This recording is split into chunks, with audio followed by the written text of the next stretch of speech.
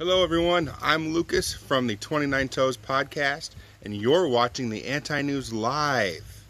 Fun fact, do you know anything that you drink out of this mug tastes 50% better? You should give it a try. Enjoy the show. Alright. Alright. It's been quite a week. Quite a day. It has. It really has. Quite an everything lately. How's it going, Craig? Well, I'm here. Not in the way I want to be, but I'm here. Explain yourself. Well, we're not live talking to... We are live. We are live right now. This is really happening. We are discussing things together. This is not me, my part pre-recorded and you just interacting with it, or is it? Or is this just a simulation? Are we not even here? Maybe we're just... Are any of us live? Maybe we're both just computer images talking back and forth, and we aren't aware of it. That is a very real possibility, according to Neil deGrasse Tyson. But welcome to the Anti-News, where we talk about the news and such, and we drink the drinks, smoke the smokes, complain about some things, and cover news headlines, and, tell the jokes, shoot the breeze. Inform you guys, most importantly, about the really, really important things that are going on in the world today. So, that being said, I will open with the entertainment news. First, in the entertainment news, the show is no longer live, at least for the time being, in case you haven't realized that. Sadness. Yeah, if you're new here, we attempted to do the live... Well, this show initially started as just a bonus show for members of the Downers Club and patrons of the System is Down podcast, but then we decided to take it to the masses and then do extended bonus for members of the Downers Club. And then we decided to make that a live show, which ran for about 10 to 12 episodes, and about 9 of them... long? Yeah, about 9 of them went okay. Not too many technical difficulties, but lately, I don't know if we can blame it on the weather or blame it on just the internet service provider of mine crapping in and out whenever it feels like it, but we've had very poor luck with streaming live lately, but we still want to bring you guys the news. We still enjoy doing this very much, and but it's just not meant to be right now. And the main reason why I say that I'm going to stop doing the live stream at the moment is primarily because I want the show to continue to have the quality that we promise you, and not us continually saying, hey, we're going to do this, we're going to do that, and then none of it actually working out. And then, us just standing there floundering around at the beginning of each episode wondering why things aren't functioning. So we can rely on this the way it is for the most part. We can rely on Skype feed as long as the CIA allows. We can rely on that to function the way we intend for it to, and still bring you good quality content. There's also the problem with it being the busy holiday season, and schedules being tight and all that stuff. And I don't want to say, hey, we're going to be here every Monday, and then have next week be Tuesday at 6 o'clock, and then Wednesday at 5, and then back to Monday at 7. Like, I want to be consistent for y'all, and give you some good quality entertainment at the most, and information at the least. But Craig, what you smoking? What you drinking? What's going on? I am not smoking. I am vaping. There's a big difference. I prefer smoking, but vaping is what I'm doing right now. But it's by a brand called Premium E-Liquid, so it's legit. Mm-hmm. It's called Hand Over the Pie. Hand Over the Pie. It's festive. It's pecan pie flavored juice. It's really delicious. And then Very fitting. Very fitting. Currently drinking. Well, my big Black Friday purchase that I made was it's a mini fridge. It slightly resembles an old-timey retro fridge. It only holds a 6-pack of beer, and I didn't have high hopes for this fridge. It was $20, but I was like, that would be really sweet under my desk where I could just reach down and grab a drink as I need and not have to take so many breaks to refill. But the thing works out fantastic. I pulled a beer out tonight. This is possibly the coldest beer I've ever drank, aside from one that you left the pack out on the porch in the middle of the wintertime in the Midwest. Mm-hmm. This thing, I was almost worried that it was slushy when I opened it. It was that cold, but it's not. It's like the perfect temp, like just pre-slushy, but it's still 100% liquid. And I am working on, it's by Odell Brewing Company. It's their IPA. It's just IPA. It's not called anything cool, I guess. It's just India Pale Ale. Is it a good IPA? Because typically, if it's a good IPA, it's made by some hipster who has to have some clever, stupid name behind it. It's delicious. It's one of the better IPAs, actually. Odell's a pretty good brand out of Fort Collins, Colorado, it says. But it says ready to buck convention. We took the traditional IPA and made it bolder and more flavorful. American style. Well, can you call it an India Pale Ale if you made it American style? Right. It says highly aromatic That's like saying Taco Bell is, it's the Mexican food, American style. That's not really something to brag about necessarily. Right. It says highly aromatic and whole flower American hops create a balanced bitterness profile and a bright citrus hop character. I do taste the balanced bitterness profile in it. It's the most balanced bitterness I've ever tasted. Very nice. In other entertainment news, my day was entertainment-based for the most part. I don't talk about my band or anything all that much on the show. I don't feel like. I don't intend to or want to, because it's a very different thing that doesn't really relate to the show all that much. And because you probably would be embarrassed if you had them listeners go listen to them. There's that, yeah. Yeah, it's true. But I have a band, and we've been working on an album for the last couple of years, and going back and forth. We all have lives, families, full-time jobs, and everything, kids, every single one of us. So it's been tough to actually pin some things down. But today, we decided to finally book time at it. Like 3 of the 4 of us have recording gear and everything, and we can do this stuff, but it just takes a lot more energy to... I have to tear down my podcast studio and reset it up in my living room to record drums. So we booked some studio time at another studio where we were still engineering and producing ourselves, but we got to use his gear and his space. So that's been booked for today. It's been booked for the last month or so. And I typically don't leave my house more than maybe once a week. And that's like if I'm shooting a wedding or going to church or something like that. But, of course, the one and only time that I had booked for me to leave my house to go out and do something, venture out into the real world, the good Lord decided to smile down upon us with a big dump of white fluffy snow, a good, foot to 13, 14 inches, something like that. Ridiculous amount of snow last night, and I was supposed to be there. The studio's like 45 minutes away, or it's supposed to be 45 minutes away. So I got up this morning. I was supposed to be there at 8 o'clock this morning, and I got up at 5:30-ish, which is ridiculously early for me. I know for a lot of you it's not, and I'm a whiny bitch for talking about this. But I had to do something that I don't normally do. I didn't go to bed early like I intended to because I was planning all the things I had to get ready, and then I didn't sleep well either, and then I got up early and then had to shovel snow for about an hour just to get my stupid little car out onto the treacherous highways, which I did, and it was pretty treacherous. Get to the studio about 45 minutes late because I had to drive it was like 35 to 40 miles an hour on the highways and interstates, which was ridiculous. Get there, we all got there at the same time, and then there were issues with the drummer grabbing the wrong... I'll spare you some of the details, but he misplaced or got some of the wrong things that he needed in order to record, so we had to go over to Guitar Center. By this point, it's like 10 o'clock, because that's when Guitar Center opens, so we're 2 hours late. We come back, get everything set up. We end up starting around 11:45, almost 4 hours later than we intended to. Wow. Yep.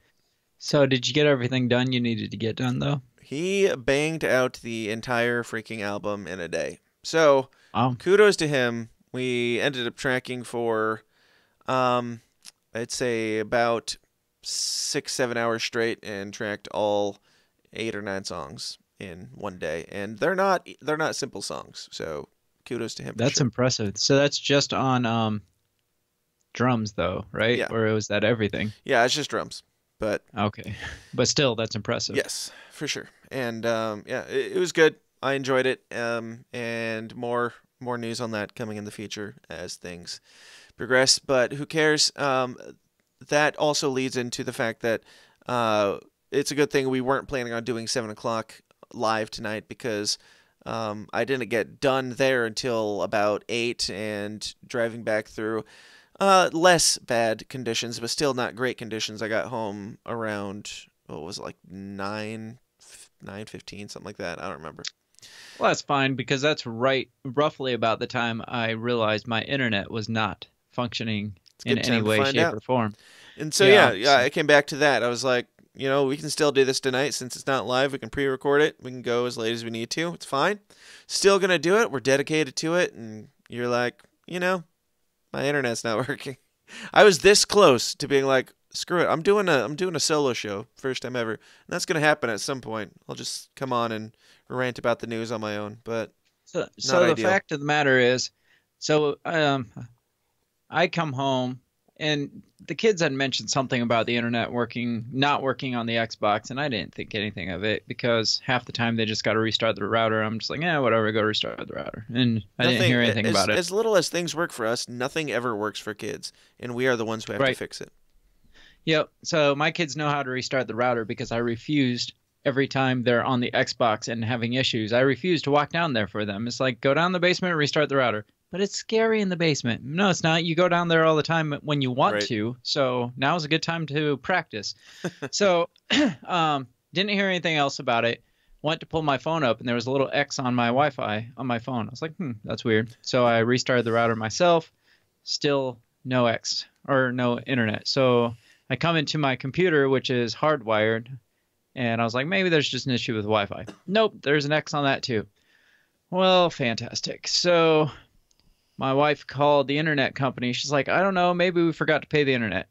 It didn't say anything about us forgetting to pay the internet. So I was like, just go ahead and pay the bill while you're there. And so make sure that's not an issue. So she paid the bill, no internet. I'm like, okay, clearly that's not the issue. So I'm like, well, there's shitty weather all over the place. Maybe that's the issue. And I even looked on like a map, and it showed like a couple people in the area were reporting outages. So I'm like, it must be a weather thing. But I'm going to call anyway. So I sit on the freaking automated tech support, which is so much better than the regular tech support, because they go through the same issue. You think a human tech support's reading by a script? Automated is just the script, like being read back to you. And it's just like, did you do this? Yes. Say continue when you've done this. Continue.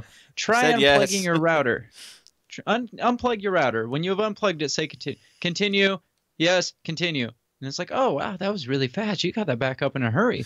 And then finally a person got on, which at 9:45 at night, I didn't expect a human, especially in the American form, because what Americans are still working at this. Well, Americans don't work this late at night. This guy answered, and he's like, oh, it shows here you just paid your past due balance, and it's in pending right now. It's like, it didn't even tell me it was a past due balance. He's like, oh, you should have got an email. I was like, nope, didn't get an email, didn't get nothing. And he's like, okay, here, click. And he just pushed the button. It's just like, why can't I just talk to you in the first place instead of go through a half an hour of the automated tech support? But that being said, I did have a past due balance I wasn't aware of, and now we're back up and running. Yep. The things I do for you people, like pay my bills. That's right. And I did say in a post when I explained why we weren't going to be live for the time being, I said, the last thing you guys want is for us to come on and bitch about our connections and our technology and everything for the first 10 minutes of the show. So here we are. Whether we live stream or not, we're going to open the show by complaining about things in our lives, most likely. We gotta keep things consistent. That's right. We've gotten into a bit of a funk. Yeah, we can't just push those things aside just because we're not live right now. We gotta make people think that we're still the same show. That's right. But it's all in good fun and good spirits, and it's not that we do it all for you. We enjoy it for sure. At least I do. I don't know about Craig, but as you all know, It's the highlight of my week. His time is his days are numbered on the show because you guys voted him out a long time ago. Anyway, we're going to jump into the actual news. Thank you for listening to our rambling pre-show. I know it doesn't necessarily make sense for us to do a pre-show, but this is mostly just me and Craig catching up. Also, it makes sense for us to continue doing the show as though it were live, and that's what we're going to do. Before you kick it off, we haven't talked about Thanksgiving. That's part of the pre-show. I mean, it's got to be. Otherwise, it's going to be part of the real show. This is going to be another problem with not doing it live, is that we're going to ramble and just chit-chat. All right, fine. No Thanksgiving. No Thanksgiving stories. Real quick, in 30 seconds or less, Craig, how was your Thanksgiving? What'd you do? Who'd you meet with? And how'd it go? Mostly I met with you and your mom, because that's my favorite thing to do on Thanksgiving is meet with your mom. Yeah. No, Thanksgiving was interesting because we did say that we were going to try to bring up uncomfortable topics at Thanksgiving, and we did just that. We tried to bring up uncomfortable topics, and it got shot down as quickly as it was brought up. It kind of did. I said something about politics just kind of jokefully, and then our mom said something like, "Oh, speaking of politics," and then she ended up talking about something that really had nothing to do with politics. And I tried bringing it back after that, but it didn't work out. Yeah, she's talking about how our sister randomly got a case of Michelle Obama's books when she ordered something completely... She ordered taco seasoning. I said on the forum, how much better would it be if she ordered a case of hot sauce and got Hillary Clinton's book? But I'm very tired, so we're gonna do this as much as though it were live as possible, so we stay in the flow of it, so that when the internet gods, be them Al Gore, the FBI, the CIA, whoever, smile down upon us, and we are able to successfully do a live stream again, probably after the new year sometime, then we will still be in the flow of it. So that said, we because I'm tired, we're not going to do the dance party, but we will still do the intro here. Stick around. Thank you guys for being here. Call in. Just kidding. All right, here we go. All I ask is, if we have to give these bastards our lives, we give them hell before we do! The tragedy of our day is the climate of fear in which we live.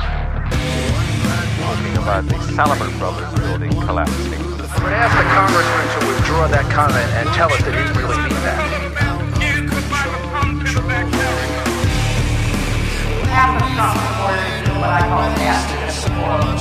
I don't know what I said. I did not have sexual relations with that woman. The Bible commands that certain people be put to death. Thieves were possessing weapons of mass destruction. 9/11 attacks were carried out by Al-Qaeda. Handle the truth. I remember that with that smoke! We are still here! We have to say yes to social justice.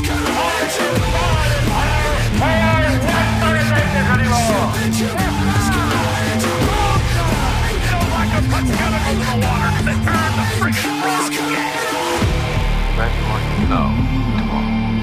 It's a big club, and you ain't in it.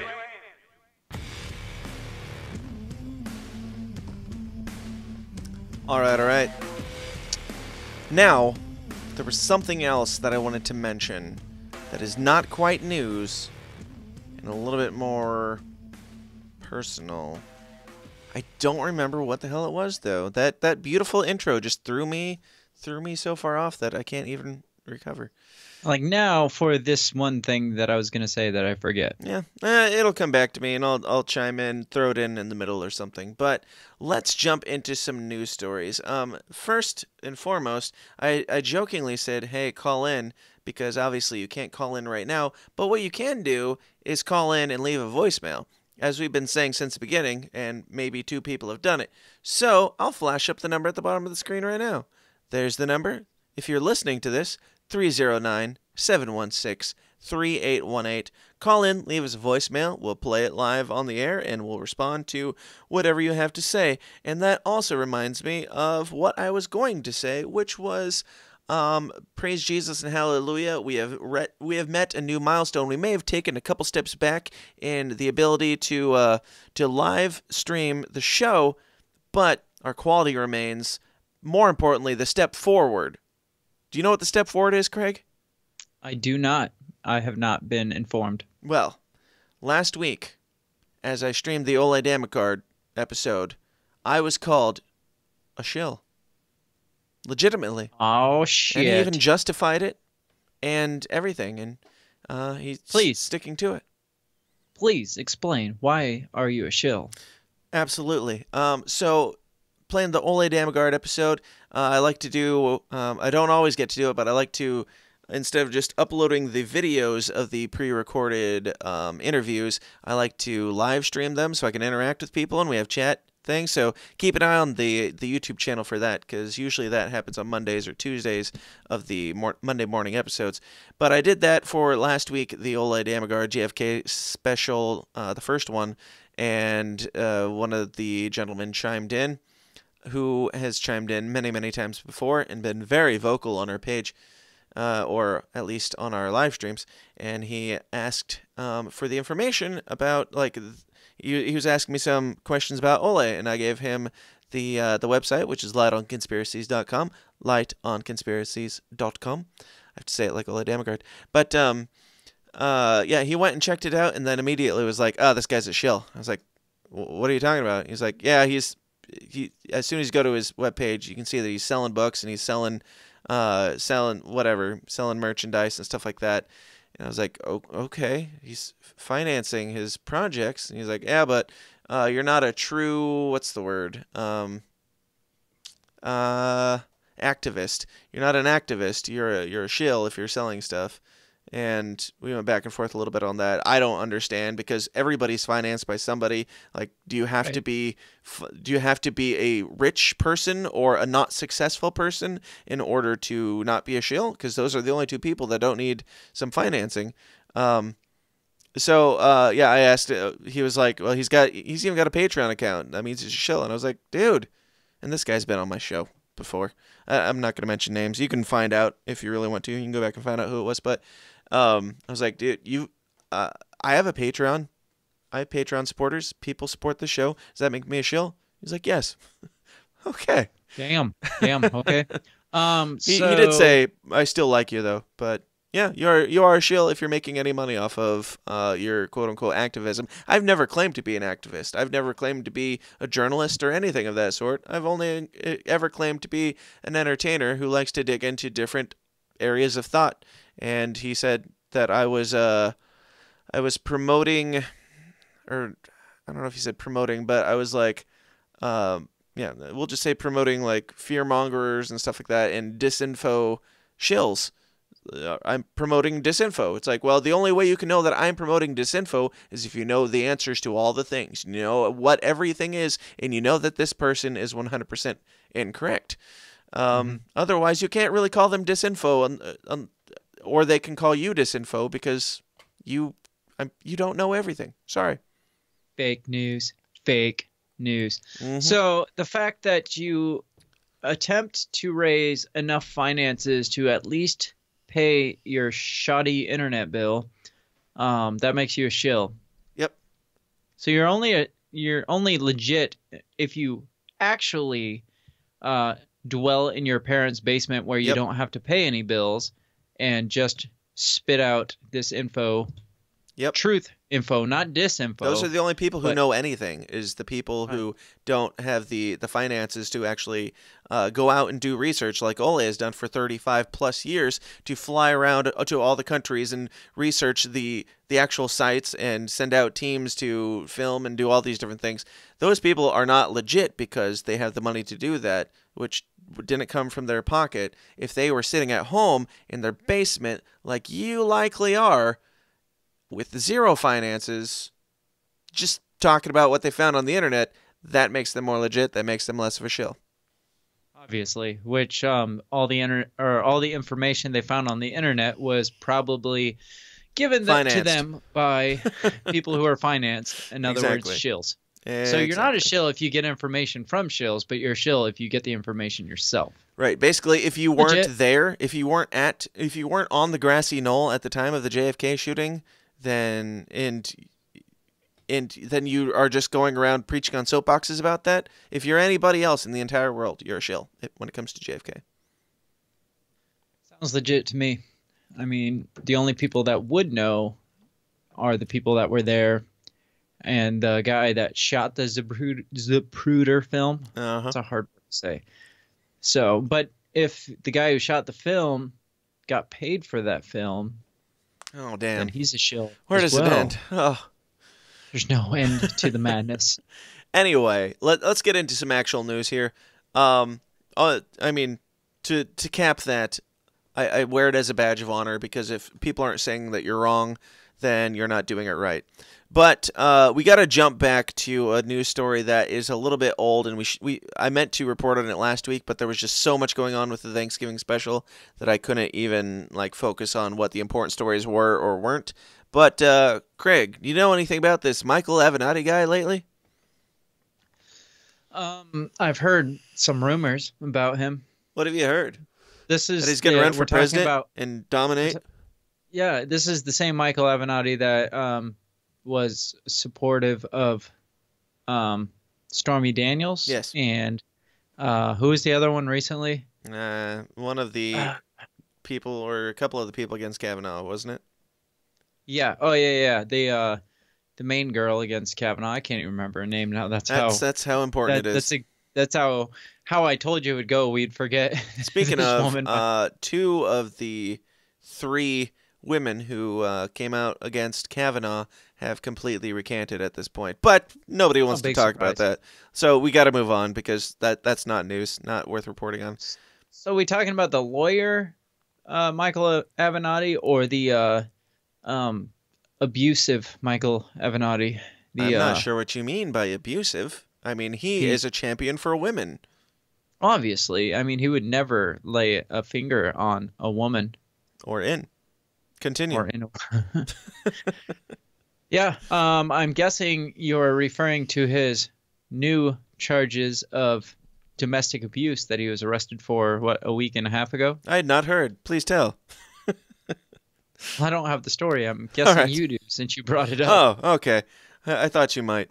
So I'm not sure. Let me see. This one is about a week and a half old, so it's one of probably at the time. Then I have one that is a little bit more recent, I believe. The first thing that comes up when you type in whatever I typed in about this was Snopes, and I thought Snopes is like Snopes. We've gone over Snopes before, and how they're very not legit in just their it's true, it's false things. But apparently it's not that article that comes up saying whether it's true or false. It just is Snopes News. Snopes now has a news page, apparently. So that's news to me as well. That'd be legit. So it's legit. Michael Avenatti was arrested on domestic violence charges, and then things got weird. This one is November 21st, 2018. Actually, weird as in okay, he denied all the charges, or we're gonna find out. We're going to find out together. But the initial post was on the 16th of November, and then it was updated on November 21st. So it's got a little bit of both. California attorney and Trump antagonist. That's like an occupation now. Trump antagonist. Right. That's his main accolade. Is he puts it on his resume. Michael Avenatti. He's the Trump antagonist. Right. Oh, How do you think he got right. the job supporting Dr. whatever Ford or whatever against Kavanaugh? Oh yeah, Blasio Ford. Yeah, There you go. he got that job because he sent them the resume that says that he is not just a champion for women, he's a Trump antagonist. He was arrested on the 14th of November 2018 in what police described as a felony domestic violence case. But since the story broke, it's come to resemble an ugly political mud fight. No. No. Oh, what a shame. Avenatti getting involved in an ugly political mud fight? Wow. How dare them do that against such karma. a patriot? Oh, karma, you dirty, dirty whore.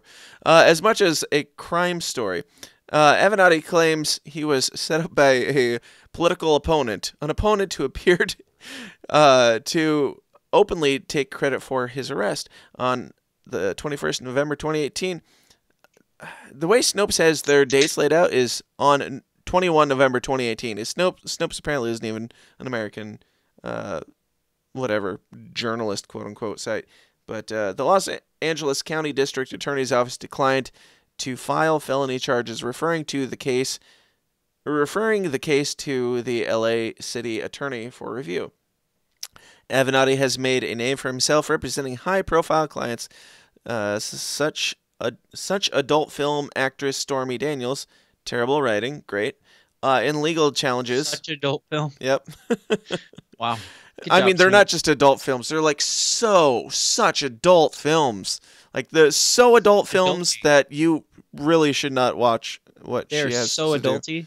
Yes. His arrest was originally reported by the celebrity gossip site TMZ. Like, you can feel them, like, just pushing this back, like saying, it's like they're refusing to say that he actually was even charged with something. It doesn't say that he got off. It says that the charges were, what did I say? They were moved over to, they referred the case to the LA City Attorney for review. So that doesn't mean that it's not true. And now they're like, oh, but by gossip site Obviously it TMZ. didn't happen 'cause I mean, is TMZ even a gossip site anymore? It's just as much a legit news site as the New York Times or anybody else at this point, because everybody's a freaking gossip site. right. The last legit thing TMZ had to talk about was Britney Spears when she shaved her head. That's the last real I disagree. time anybody I paid disagree. attention to TMZ. How do you disagree? Well, when Kanye West was on about a month ago, it was pretty entertaining. Go look it up. Anyway. That's true. The TMZ claimed the victim was his estranged wife. The Los Angeles Police Department confirmed that detectives took Avenatti into custody just after 1 p.m. Who cares? Let me see. The same day the story broke, both of Avenatti's ex-wives refuted claims that either of them was the victim, and both declared he was never abusive towards them. What if the victim was Stormy Daniels? That'd be beautiful. TMZ, not because I want her to get beaten. Maybe beaten in court. Because of the irony. Maybe beaten in a debate. Anyway, TMZ later updated their story to report that the victim was a, quote, different woman, while Avenatti has categorically denied the accusation. The lawyer asserted that a television network even contacted him to ask if the victim was in fact a man. So somebody called the cops. Somebody said that there was a domestic violence thing, and apparently, according to Snopes, if his two ex-wives say it wasn't them, then who could it possibly be? There's nobody else. I mean, he could have possibly have a new thing, a new man or woman in his life. Let's hang on just a second. They said it could have been a man, or it's the definition of domestic violence is violent or aggressive behavior with a home, typically involving the violent abuse of a spouse or partner. Yeah. So it's not just you went and beat up somebody on the street or beat up your best friend. Domestic. It's typically somebody in your family. So maybe it would have had to either be his, if it is in fact a man, it would have to be like a son or somebody living in the home that's his dependent, or most typically involving a spouse or partner. So if they're saying it may or may not be a man, interesting. It's fine. Not that I care, but I mean, the possibilities are pretty limitless on who it could possibly be, because they threw. I mean, this is Snopes, who is already seeming to come to his aid and flower this up a little bit, but to make it seem like it's not legit. But they asked him if the victim was in fact a man. So, the lawyer asserted that the television network asked if it was a man. So that doesn't really say anything. It seems like they're throwing in that at the end to be like, they're even trying to run his name through the mud by calling him one of them gays. It's like, okay. I don't care if he's gay at all. Like, that doesn't ruin his name. Domestic violence against a man, a woman, a child, a dog, well, not a dog, a cat, a bird, anything except a dog is a problem. Well, here's the thing.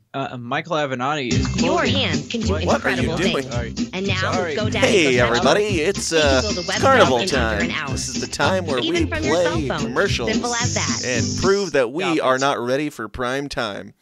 No, you were saying? I pulled up an article, and apparently pop-ups just pop up and play videos whenever they want. Yeah, that's how news works these days. Apparently, Michael Avenatti is quoted as saying, "I have never struck a woman. I never will strike a woman." So, yeah, if I was the news reporter, I'd be like, you keep saying a woman. Please, explain. How about a child? Well, how about a man? He's the champion for women's rights. That's right. But he really doesn't like gay men, even if he's in a gay relationship. He's a self-loathing gay man. Anyway, I would let you have a turn, but I've got the next one just comes in so easily, as she seems to do. But Stormy Daniels says Trump has, quote, completely ruined her career. Of course. I mean, Trump did that. Wait. Hold on. Rewind. Stormy Daniels says Trump completely ruined her career. The woman, the prostitute, who had consensual sex for money, probably for money, well, she had it, and then he paid her, had consensual sex with a man who was not president, just some rich businessman, some playboy, consensual adult sex. And then decided after he said, "Hey, just don't talk about it. Here, I'll give you $100,000." And she's like, Michael Avenatti, well, help me find a loophole here. Please give me another, whatever, $100,000. Okay, here you go. Here's another $100,000. Okay, I'm still going to find a loophole and try and run your name through the mud just because it makes me look good. He's the one who ruined her career. All she had to do to save her quote-unquote career was shut the fuck up. Yes, take the money and shut the fuck up. That's it. That's all that was asked of her. Just shut up. And it wasn't hard. Like, it's not like he was losing any. It's not like his career was in jeopardy if she talked. He was just like, you know what? Don't make waves. It's not like he abused her or he raped her or forced her or anything like that. He's just like, just let this go and take the money. It's free money. Take it and go. Right. But he ruined her career. But somehow, yeah, even though she's the one that came out hard stance against him, he ruined her career. Yep. All right. Will nobody pay to have sex with her anymore? Let's find out. Will no sleazeball porn producers hire her anymore? Because I highly doubt that. Porn star Stormy Daniels told members of the Oxford Union on Thursday that politics and President Donald Trump have, quote, completely ruined her career. At an event called Sex, Guns, and Other Fluff, How Porn Can Set You Free, Daniels told the audience that she has had no time over the last 10 months to focus on her adult film career. Oh, why is that? Why man. do you have no time? You're just so pressed for time when you're trying to ruin people's lives. What a shame. What a shame. Quote, I had no idea what I was getting myself into, but you do say that you got yourself into it. Nor would I realize what a huge impact the circus would have, not only on my life, but the rest of the world. Well, then maybe don't fucking do it. Maybe just leave it alone. Right. Like you said, she brought it on herself. Yeah, exactly. It's like, if it's taking up too much time, it's because you're taking too much time doing it. It's really easy to say, never mind, sorry, bye. Who cares? I mean, look at all Kavanaugh's accusers. They did it. They said, sorry, I'm going to go on my way. But nobody listens. Nobody listens to the backpedaling when it's on that side. If she wants to revive her career, it would give her like this giant boom. Is if she came out in 2020 and said, hey, I'm voting for Donald Trump because he was the best lay I ever got. Like, everybody would be like, yeah, she's great. Like, it would all be gone. The whole fantastic nightmare. Yeah, all the Republicans would jump on her or on the situation. Maybe not on her. They'd jump on her faster than Donald Trump and for much less of a charge because she's much cheaper these days. Yeah, and they want to have to pay $100,000 to keep her hush hush because they know it's not true. Yep. But that's so funny to me when people bring on shit themselves and then blame the people they brought the shit about. It's just like, well, this guy ruined my life. No, he didn't really. You did it yourself. You did everything on your own free will. You might have had people pushing you to it. More than likely, you had a lot of political activists or anti-Trumpers pushing you into it. But that's not Trump's fault. Like, he literally wanted you to just go away and not do this. He was willing to give you money to do it. Now, speaking of terrible, terrible journalism and writing, we just ended the last sentence and paragraph with, I had no idea what I was getting myself into. The next paragraph starts with, not once did Daniels admit to the audience that she got herself into this apparent career nightmare. What? Do they not read what they write? Seriously, like a sentence and a half ago. Just go back. Do they even have editors that reread over this? Right. It's like, that's the news today. I didn't know what I was getting myself into, but I didn't get myself into anything. Right. This comes from the Horn News, so you know it's legit. But this is journalism today. Not that we're journalists. We are entertainers, which is why we're not reporting on something. We're reading it and giving you shit about it. But this is what journalism is. These people, I'm sure, espouse to be journalists. They claim that, and they're not even reading their last sentence before they write the next one and then hit send because they got to get it out before anybody else, even though it's not news. But Daniels made the decision to violate her non-disclosure agreement with the president to hire attorney Michael Avenati. Blah, blah, blah.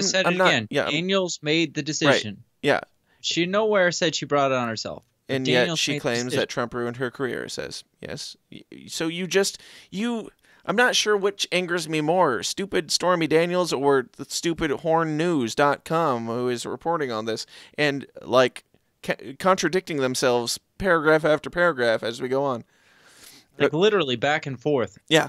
Flip-flopping on the whole thing. It's like, she did say she brought it on herself, but she didn't say she brought it on herself, but she did do this to bring it on herself. Yep. But the next paragraph is going to say, but she didn't bring it on herself. According to her Twitter feed, Daniels has not taken a break from her adult film career. Rather, she is still promoting her strip shows and selling subscriptions to her videos online. What a noble woman.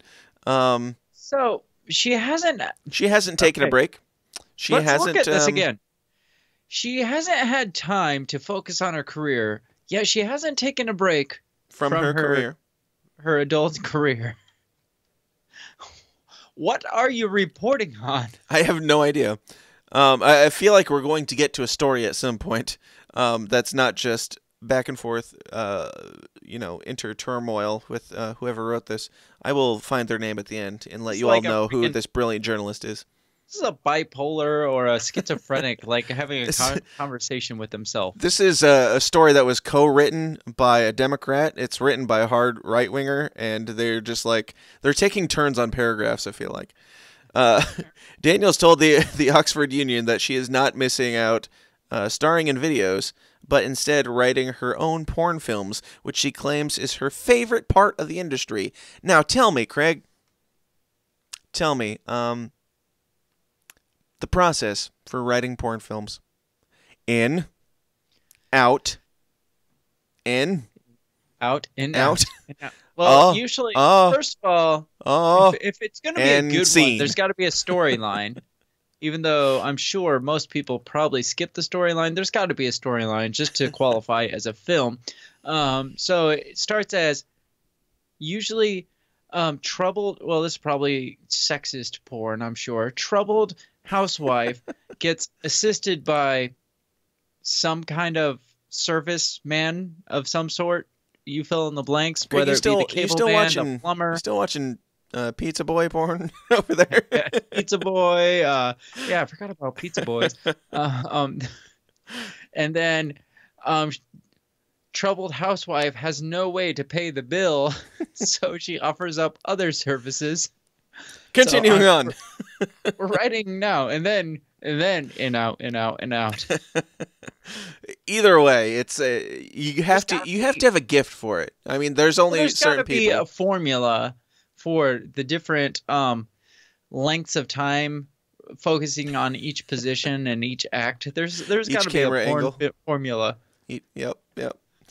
All right. Now is the time where we cut to this view, obviously, because that's the most efficient way of doing it. Quote, I write the script down. I do the budget. I do the shoot schedule. I pick out the wardrobe.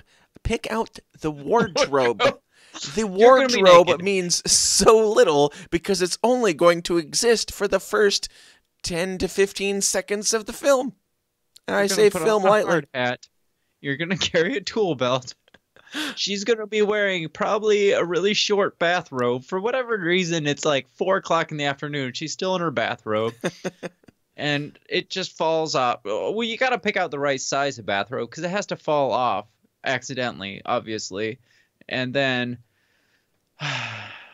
Yep. This is just... I mean, these are definitely the most blatant examples of filler paragraphs. Yeah, I want to put a side-by-side, comparing and contrasting the writing genius that is Stormy Daniels writing a porn film, and let me find out who wrote this. Oh, the Horn editorial team is all that it says at the bottom. So they're all putting their names on it, but nobody's willing to put their name on it. Yeah, I want to put her script side-by-side next to one of their stories because they're both god-awful. Daniels added, I'll probably never leave the adult film industry.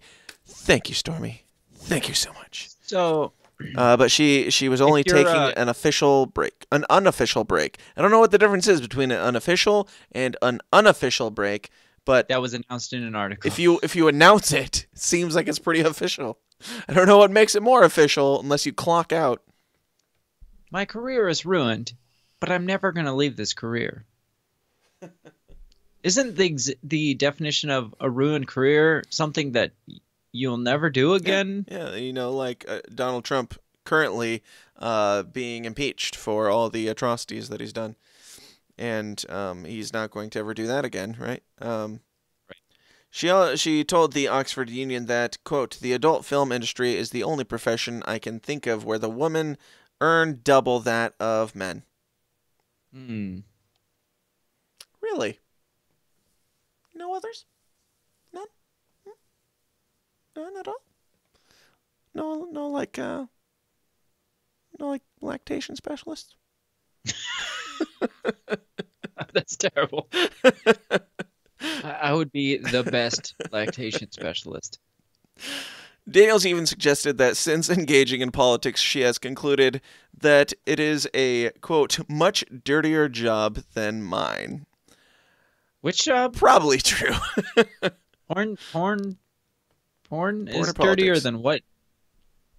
Politics. Or politics is dirtier. Yeah, I think politics is dirtier. Yep. It's basically the same thing. Yeah, but I mean, she got involved. She caused the dirt in politics. She stepped outside of her dirty world of porn and prostitution to enter into the sphere of politics and make politics dirtier.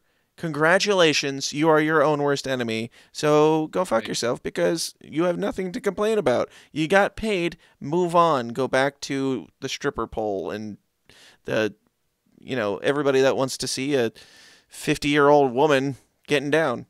I don't know. But the only reason people want to see the 50-year-old like gross woman get down at this point is the fact that she got herself mixed up in dirty politics. You know that whenever she strips somewhere, she's selling out because people want to see the guy not guy, well, whatever, the elderly woman who takes off her clothes, who also had sex with Trump and talks about it, and who cares?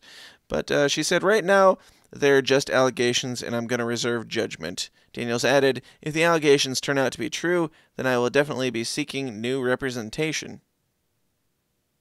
So, no, Michael Avenati? Oh, yeah. I missed a paragraph. During the Thursday evening event, Daniels also addressed the ongoing scandal involving her lawyer, Avenati, who was recently arrested over domestic assault allegations. Just allegations. Just allegations for him. I like how if you are on the left, you get so many passes, and he can still come out and run as president, and we'll be like, yes, guy who's not qualified in any way whatsoever. He has successfully represented a porn star who got jack shit. He has represented some women who were lying about a thing that was bad for a Republican, and then he got arrested for domestic assault. But they're just allegations. These are just allegations. It's a good, upstanding citizen. Jump to any conclusions? No conclusions to jump to. I also like how believe all women is a thing until it's against a man that you like. Unless it wasn't a woman. Believe all victims.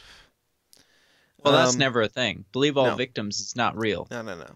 Because men are never victims, just like you can't be racist against white people. Anyway, so kicking it off on a couple nice cheery notes. Do you have any good transitions here? Yeah, definitely, because we're definitely jumping into the dichotomy of male and female victims, and I know we've talked before about leftist activists eventually are going to cannibalize themselves because the contradiction between different groups is going to have to meet head to head at some point. Mm-hmm.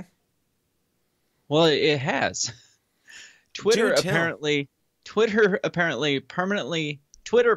bans feminist group for writing that men aren't women.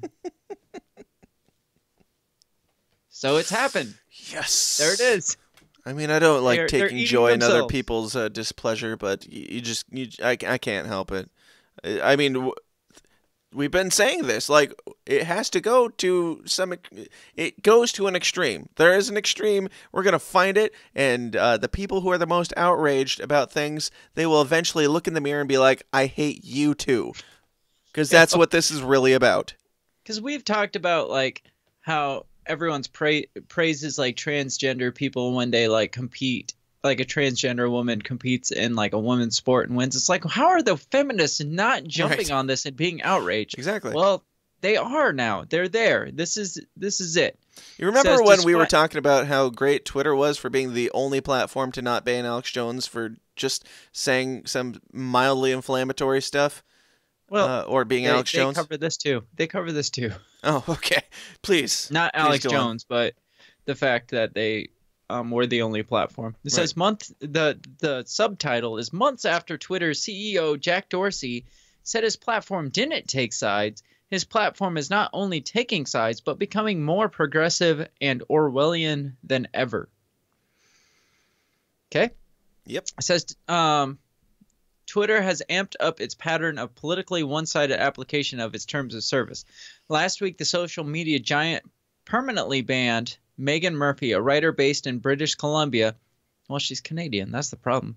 For critiquing transgender ideology online. Which can Canadians actually critique another people group I don't online? know. Canadians could critique anybody.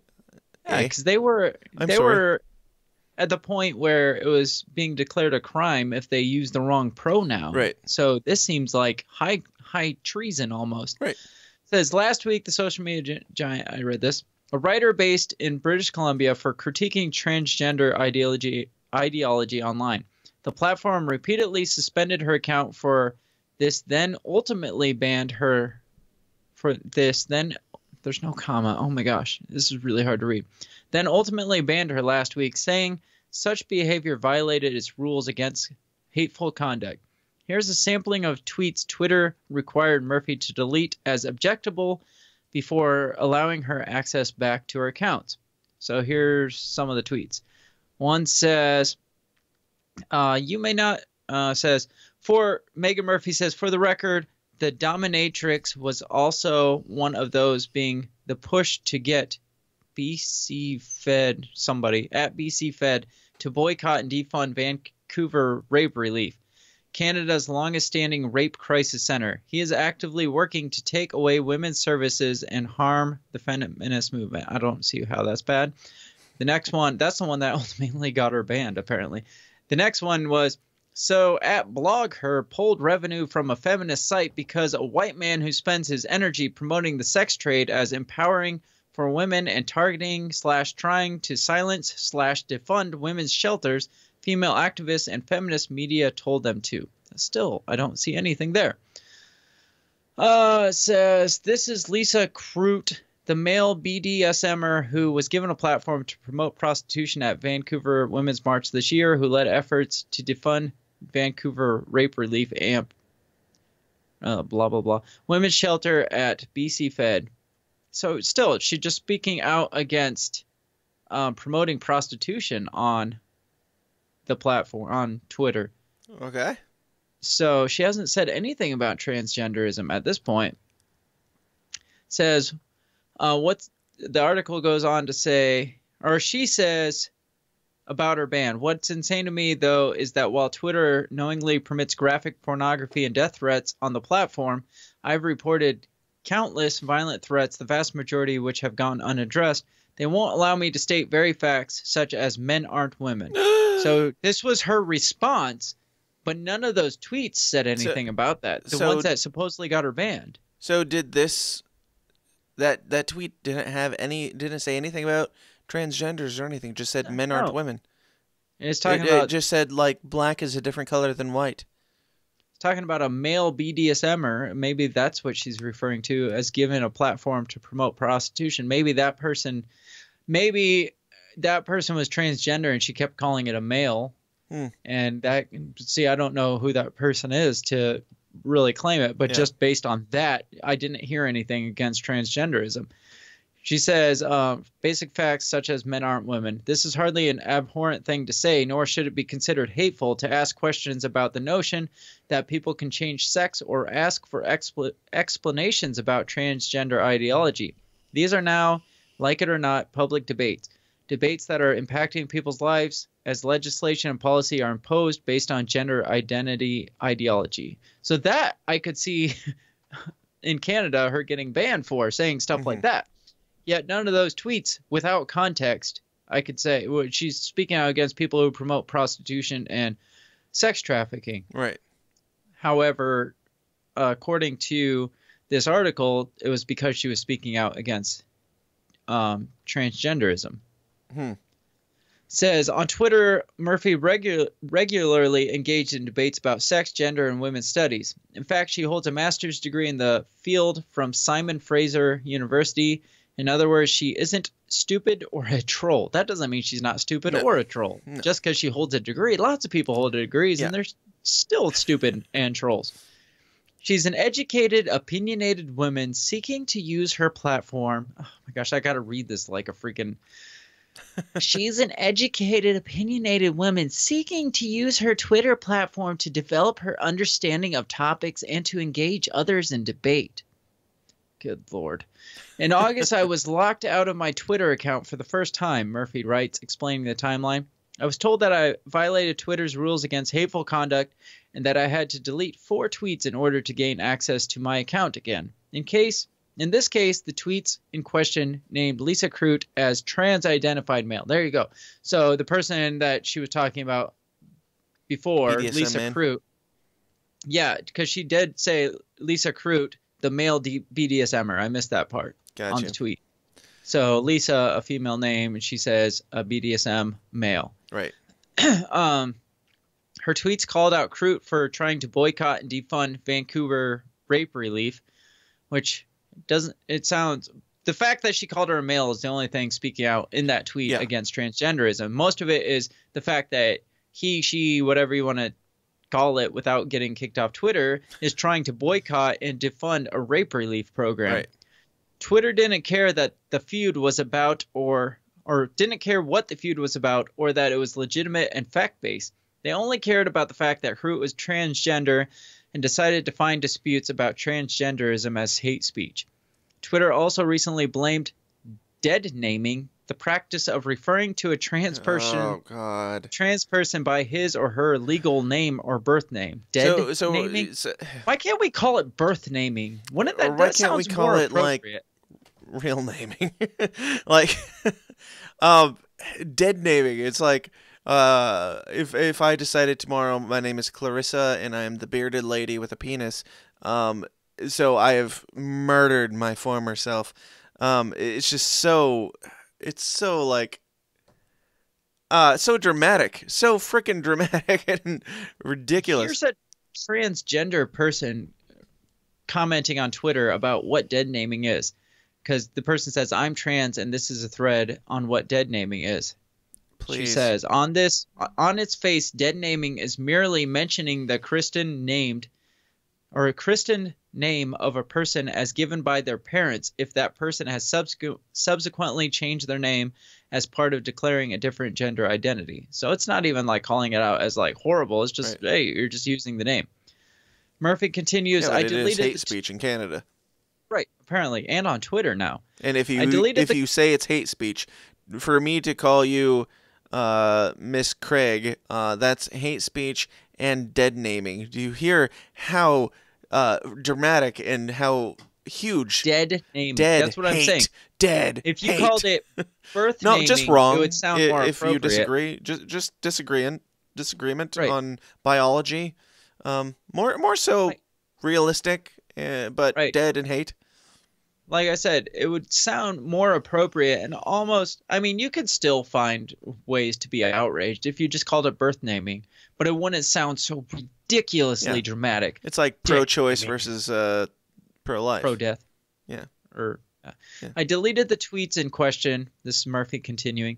I deleted the tweets in question and then publicly complained on Twitter saying, hi, Twitter, I'm a journalist.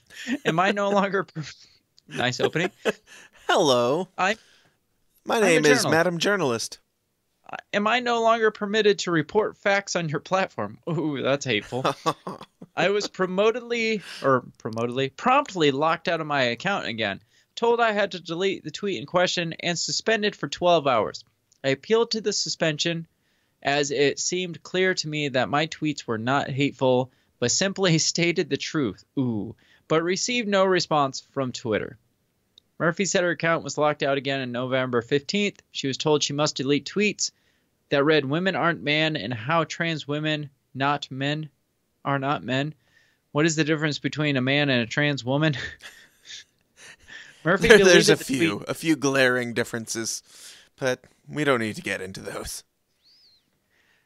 She retweeted the tweets, deleted the tweets to regain access to her account. However, at this point, she was angry and tweeted, "This is F space bull space." So, fucking bullshit. I'm gonna have to say. What that means. This is fucking bullshit at Twitter. I'm not allowed to say that men aren't women or ask questions about the notion of transgenderism at all anymore. That a multi-billion-dollar company is censoring basic facts and silencing people who ask questions about this dogma is insane. Mm-hmm. So, I mean, this continues and continues and continues. That's fine. I've heard enough. I think we got the gist. It's so freaking stupid. It's like, and this is like we've probably said many times on the show before. It's like, this is the problem with the whole hate speech thing. It's like, do I want people to go out and be hateful to other people? No. Do I want them to have the right to be stupid and ignorant and not caring about other people? Yes, I want them to have the right to, and I want the other person to have the right to disagree with them too. The problem is when you start making it illegal to be mad, or illegal to say that a man is a man and a woman is a woman, because that might offend illegal somebody. to say something somebody doesn't like. Right. And how do you find what somebody doesn't like? Exactly. Because who draws the line? That you're giving. Because I could say feminism is stupid, and that's going to get me kicked off. Yeah. But that's going against this person who's going against transgender. It's just like, where is the area, like the black and white area? There is none. It's just like, I don't like what you're saying because you're a feminist. Well, that's going to get me kicked off just for saying because you're a feminist. Even though I'm agreeing with Twitter at this point, if I say I don't agree with you, she's going to be like, you don't agree with me because I'm a feminist, and that's going to get me kicked off. Exactly. And at what point does it end? Where does this go? Do we get to the point where just whatever the government decides is true, and whatever is not is hateful? 2 + 2 is 5 because the government said 2 + 2 is 5, and if you disagree with that, then that is anti. That's mathism. Mathism. I love it. At some point, even though we're not live, we're going to have to take a break like we are live. Because I am live and I have consumed 2 ice cold beers in the last 45 minutes, and sweet, my live bladder is going to kick in shortly. That's fine. Let's do we're going on an hour right now. Let's do a quick shout out to the patrons, and you can take a pee while we do, and I'll bring it back in if you're not back, but it's only a couple 2 minutes. So run and run now. Just run. We'll do another story right immediately after you are done peeing. So that's fair. All right. So here's the shout out to the patrons and the people who support this show with their hard-earned and much appreciated dollars. Thank you. Hey, this is Brian McWilliams from Electric Liberty Land on the Lines of Liberty. You're watching AntiNews Live along with my lazy dog Hank here, who diarrheaed all over that couch. That's why that blanket's there. Enjoy! And now it's time for that part of the show where we give a big thank you and a shout out to all the beautiful men and women who support this show with their hard-earned and much appreciated dollars. We could not do this without you. If you would like to increase the value of your life and get your name on this list, just go to patreon.com/thesystemisdown and join the Downers Club. I'm done, I'm pissed, and I'm not putting up with it anymore. You Satanists want to sacrifice the West. You want to kill the beautiful goddess that is the West. You people are enemies, and we're going to get your asses, and we know what you're up to, and we're coming for you. So I've had enough of these people. Okay, so I've been containing this for the last week. That's why I've been in here sweating, getting pissed, because I can't handle it anymore. Hey, this is Toby from Bad Christian, and you're watching AntiNews.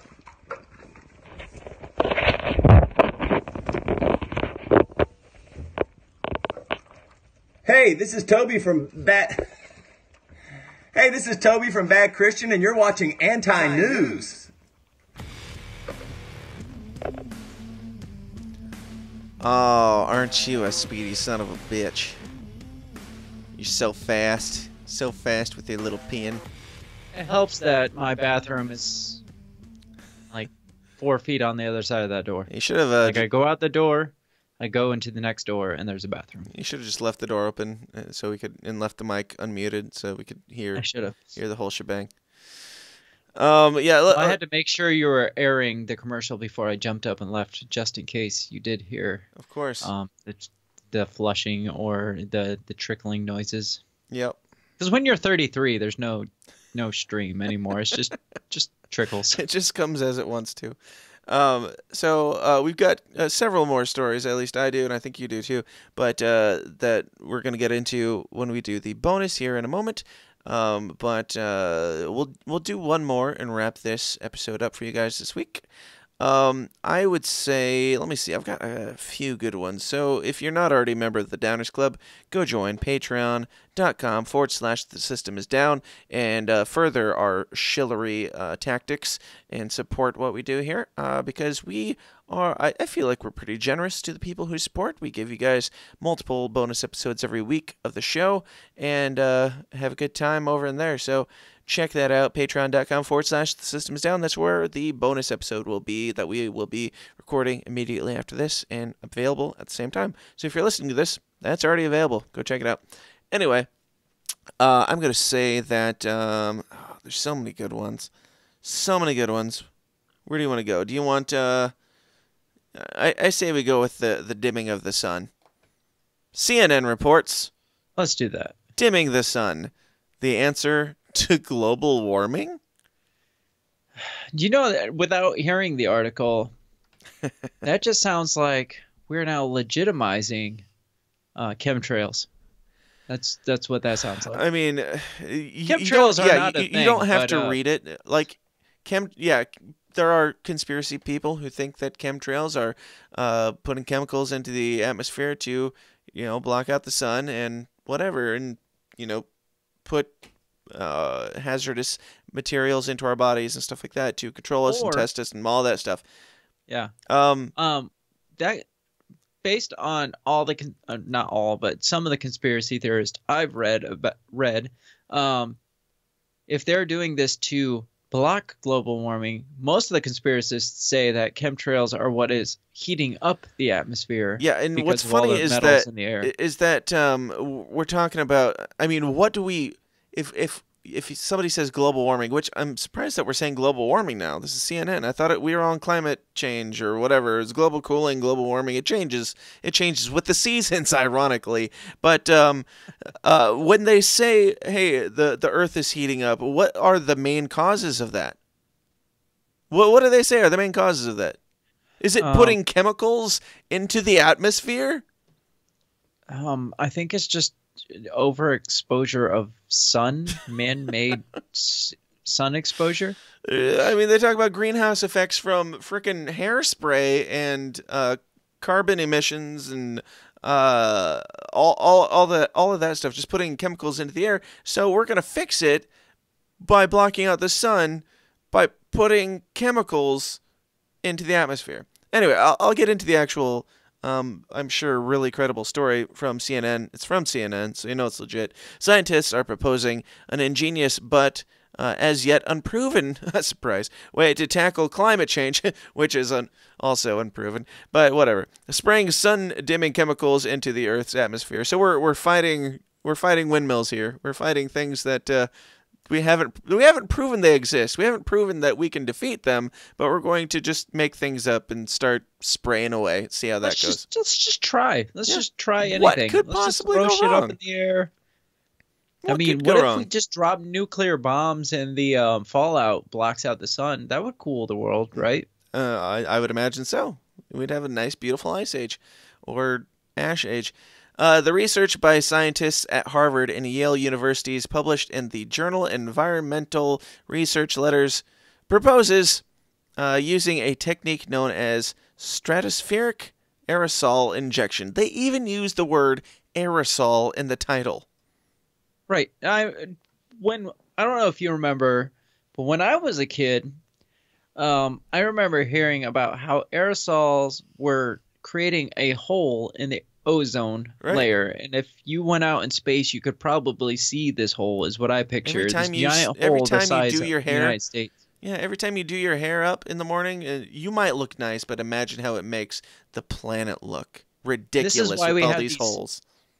This is why we have these spritz-on bug sprays now, and the little hairspray bottles that spit on your head ever so slightly, because aerosol creates holes in the ozone. But this is fantastic. And that what was that term again they used? It was stratospheric aerosol injections. That sounds like a very scientific way of saying, but sounds like a scientific way of saying, what's the word again? Pollution. Pollution, air pollution. Yes. They say it could dusting, but it's basically the same thing. That works too. Yeah. Chemtrails. There it is. Yep. Scientific way of saying chemtrails. They say it could cut the rate of global warming in half. The technique would involve spraying large amounts of sulfate particles into the Earth's lower stratosphere at altitudes as high as 12 miles. Scientists propose delivering the sulfates with specially designed high-altitude aircraft, balloons, and large naval-style guns. Guns. Fantastic. We're going to shoot. They're not going to weaponize this in any way. We're going to shoot with guns, chemicals, into the atmosphere because of global warming. Global warming. Which is back, apparently. We're going to shoot global warming. Just shoot it right in the face. Blow it off the freaking Earth. If we outlaw guns, do aerosol guns to stop global warming, do those get outlawed too? Anyway, I don't know. Despite the technology being undeveloped and with no existing aircraft suitable for adaptation, the researchers say that, quote, developing a new purpose-built tanker with substantial payload capabilities would neither be technologically difficult nor prohibitively expensive. So we've never done it, don't know what it does, don't know anything about it, but we've got this. Won't be expensive. This is just no a problems. Scientific way of creating a new, bigger airplane to carry a new, bigger payload. They use the term payload on this. Exactly.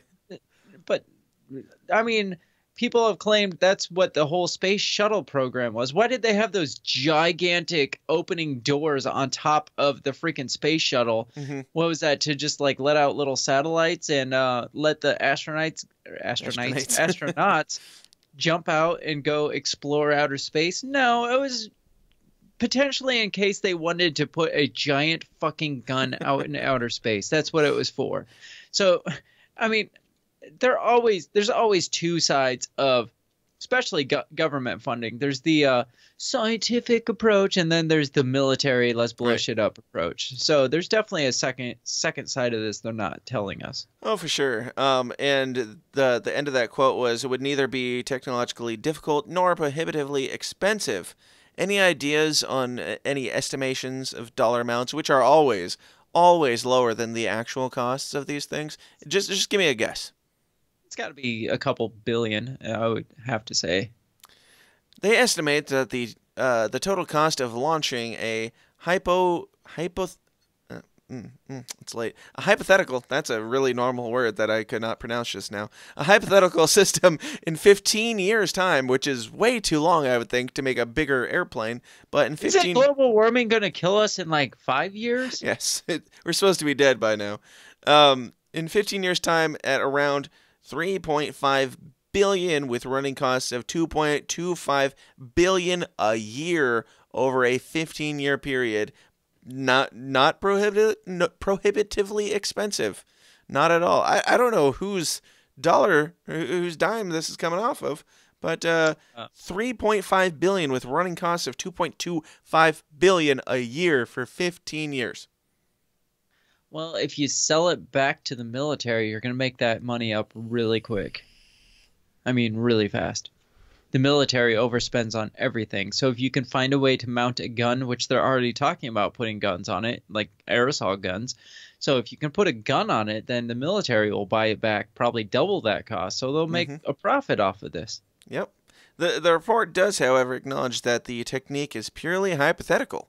Imagine that. They're not willing to come out and say, we've been testing this on a smaller scale for the last 25 years. Seems to be going all right, aside from the health issues. No need to worry. But it's all. I think we can make it work with billions and billions and billions and billions of dollars. Yep. We make no judgment about the desirability of SAI. The report says we simply show that a hypothetical deployment program commencing 15 years hence, while both highly uncertain and ambitious, would indeed be technically possible from an engineering perspective. It would also be remarkably inexpensive. They said it again. They said it again. What's It'd their be definition of inexpensive? easy and cheap, billions and billions of dollars over 15 years. 15 years. Super easy, super cheap. Oh, no time at all. Just 15 years when we're almost dead and gone, and our children and grandchildren are paying off this cheap, probably over time, because we're talking $2 billion a year. Is that over the 15 years? Because we're talking $30 billion at that point. Right. Plus an initial investment of $3.5 billion. So we're talking about $33.5 billion over a small time frame of 15 years. No problem. Yep. Why does it take them 15 years to develop a large aircraft? Right. Exactly. Are they saying that it's going to take that much money and that much time to make a gas that will block out the sun? That might be believable, but even still, we talk about like medicines and drugs and stuff like that, and the fact that it takes the CDC like 10 years to get a drug passed through because of all the testing that has to go into it. But this, we've never tried it. It's going to take 15 years to make the thing, and then we're just going to be like, it's going to be fine. We're going to spray it over the entire planet, but let's give it a shot and see what happens. Yeah, what could go wrong? We wonder why China is developing artificial moons. And that's the thing, all of these things, and I have another one for the after party where it's like all of these things it's like the world is trying to convince me that the crazy conspiracy ideas are real. Like, there's a part of me that's like, yeah, chemtrails can't possibly be what the conspiracy people say they are. And then I see all the evidence. I'm like, yeah, it is.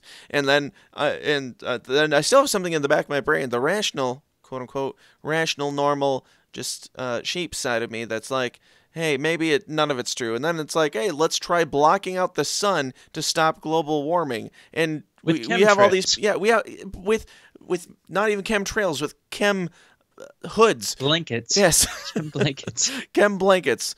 Yes, and we also have the conspiracy side of us. It's like, hey, global warming is blown out of proportion. It's not really a thing, and they're doing it to take taxpayer dollars. What if it's not to take taxpayer dollars? What if it's to justify chemtrails or chem blankets for the next 50 to 100 years until those of us that aren't safe from these chemicals that they're putting in there are gone? This could be the end of civilization as we know it, because we are testing what we're blocking out the sun. It's been known to work pretty well. Just being here and having the sun up there, and all the rotations and all that stuff. It seems to have gone its course and been pretty well. Why are we fucking with that now? You always watch the post-apocalyptic movies. Cannot talk at all right now. The post-apocalyptic movies where it's always dark and dreary and dull, and it's just like, where the fuck's the sun at? Why is the sun just gone? Now we know. We know where the sun's going to go. We are just going to get rid of the sun altogether with these big chemical blankets. Yep. Because the world's getting too hot. Let's just cover us up.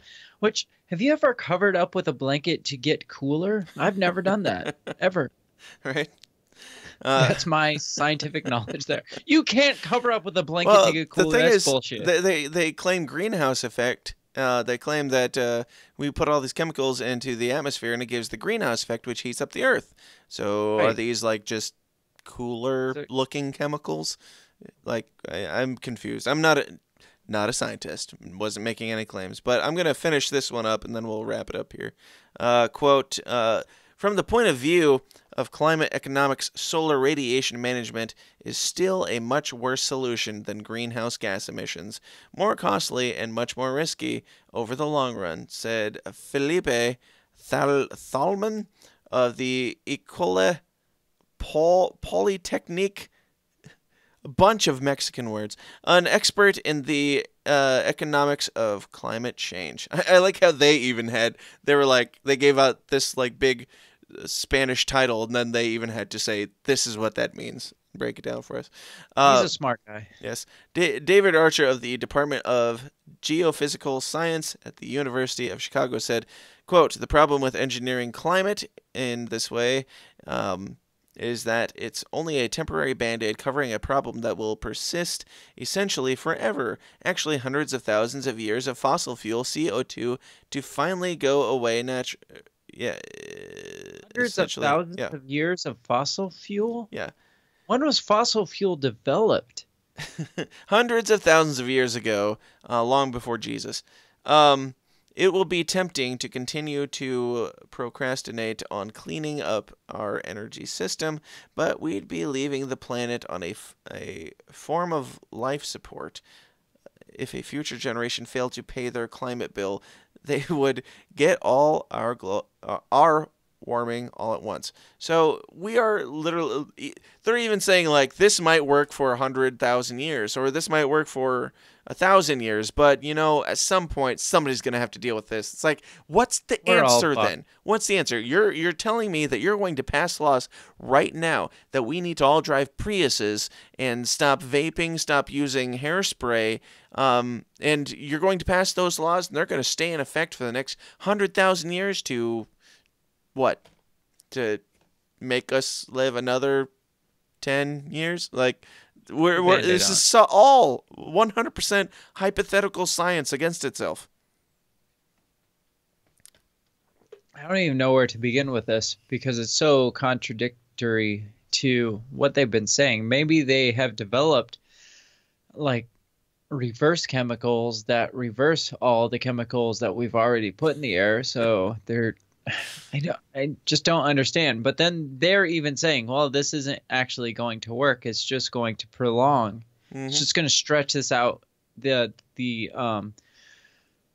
What's obviously going to happen. So where do we go? It's like, well, this isn't going to do much. We still got to do this. So what do you want from us? Like you said, what do you want? Right. Make the laws if it's really that big of a deal. You can pass a thing saying, hey, we're going to develop this hypothetical Band-Aid, but you can't pass anything. That costs possibly $33.5 billion, according to our scientific calculations. Yep. But we can't pass a law saying, stop burning the 100,000s of years of fossil fuels that we're burning. I'm not completely opposed to getting rid of fossil fuels. Don't get me wrong. Yeah. Come up with a good solution. I mean, there's part of me that thinks that fossil fuels are a conspiracy of their own, and we could have had electronic cars 100% driving just as fast 100 years ago if we had actually stuck to it. There's actually proof that what was it, Rockefeller that ran Standard Oil? He the Rockefeller family or the Standard Oil family like got rid of a bunch of the public transportation that was a highly developed public transportation system. Yeah, public transportation, and they were working on cars that ran on alcohol, straight alcohol, but people could distill that on their own, so they wouldn't have the monopoly over the transportation systems. And what you said was conspiracy theorist way of explaining conspiracy alcohol realist. Prohibit. We're changing it. Alcohol, okay. Conspiracy realist way of saying defining alcohol prohibition. That was a big reason for alcohol prohibition because people could just pour their alcohol into a car and make it run. Mm-hmm. Which I don't know if I subscribe to that or not, but I have heard very convinced that people like Rockefellers and stuff like that single-handedly destroyed very, very perfectly good conditioned public transit systems like in California and stuff like that, and just got rid of them. They were in place, they were already built, and they're just like, nope, just tear this shit down. Mm-hmm. Money that was already spent just to advance the automobile technology and continue the use of fossil fuel. And so if we can't get past this legitimately like actual dinosaur technology, how can we expect something like this chemical blanket to pass? Right. I mean, it's just a bunch of words. Something that's in my never opinion. been tested. We know nothing about. We know all this stuff about fossil fuels and why it should be gotten rid of. We can't get rid of that, but this thing we don't know about. Oh, sure, we can pass that. There's a 50-50 chance it might destroy us all. It might do the opposite, according to what we've been saying for the last 30 years about spraying chemicals in the air. I'm totally up with like an alternative. And it's 2018. We should have flying cars by now, and we don't even have a better alternative than supposedly melted down dinosaurs.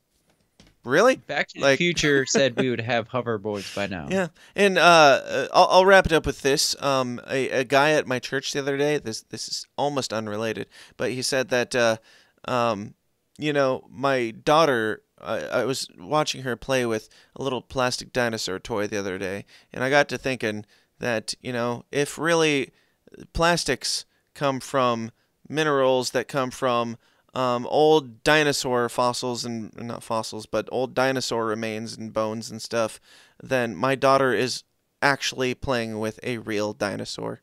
Playing with a dinosaur made by a dinosaur. Exactly. Anyway, on that note, Craig, do you have any final thoughts for this main episode? We've gone on for about an hour and a half, and we'll jump over into the bonus and do a quick one there real quick. Quick one real quick. Yep. Talked about so much outrage and stupidity tonight that I think it all talks for itself and talks way too much for itself. It's just ridiculous. I do think that back to the activism and stuff like that, I do think it's going to eventually eat itself up, and maybe we'll get back to a normal point, or maybe we'll just get to a point even more ridiculous. Which activism are you talking about? Because I was told that I was a shill, and that was all about activism, and these people are talking about climate change. That's activism. Are you talking about the feminists? You got to be specific. Talking about feminists eating the transgenderists but they all want equal rights. Mm-hmm. The feminists want equal rights for women, but they're not willing to. So you're talking about leftivism. Sure, leftivism. That's our new coined phrase. It's going to eat itself, but is it going to leave us back into? Is it going to hit the reset button, or is it going to put us in a worse position? Because I'm pretty sure 3 or 4 years ago we had been like, "There's no way it could get any worse than this." And then there's no way somebody could get kicked off of a social network, which doesn't even exist, for saying that men aren't women. Right. If they said that women are men, how would feminists respond to that? Phrase, I've used mentioned the comment too many times this year that this is so 2018, because you would have never seen anything like this. Even last year, I don't think. Like 2018 was just like this ridiculous formation of outrage and people getting upset about retarded things. Oh, I can't say that. Retarded. It's retarded. I can't even say stupid. Ridiculous. That's gay things. I mean, they are gay. We're talking about. I guess we can't really put label. Never mind. We can't even talk anymore. And I am ready for 2018 to be over. How about that? Yeah, because 2019 is looking so glowy and promising. I would say that we're like making history right now, but in order to make history, our existence has to be more than a couple of years. Future. Yes, we have to have a future. We have to have a future to have a history. With no future, we have no history. So we're making present, and we'll make the best of it, and we'll laugh and poke fun at it as much as we can, because that's what we're here to do. And if you're offended, that's because it's 2018, and that's your job. That's your civic duty to be offended these days, and you should feel proud of your offense. And the fact that you sat through this hour and a half of us just being just evil people who hate you, obviously. But that said, we love you all. Thank you for listening. It's been a real pleasure. And honestly, I'm so ADD. Doing this not live makes it really a lot easier for me to focus on things. So I'm going to enjoy this while it lasts, and we'll see how the future goes, if there is a future. There's a future. But if you would like to get access to the bonus content, the after party, go over to patreon.com/The System Is Down and sign up for as little as $5 a month, where we will keep this party going. We'll keep it going and talk about a few more stories and make a bunch more jokes and piss off a bunch more people, hopefully. Or hopefully not. I think that most of our patrons are pretty chill folk. And won't you join us over yonder beyond the paywall as we shill away into the sunset. Craig, if there is a sunset by the time people listen to this. It's 2018. There's no sun. There might be a new moon or two. There's no such thing as gender.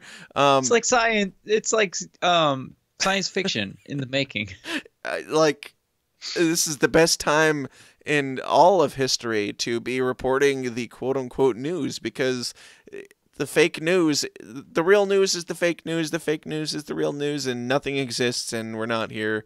But we will be here next week around the same time, not live, and but more jovial and happy than ever as we celebrate this beautiful Christmas holiday time. So go out and spend some time with your family, trudge around in the 3 feet of snow if you live in the Midwest like myself, and enjoy a good 5 a.m. morning workout digging your car out of a snowbank. But Craig, it's been fun. Always.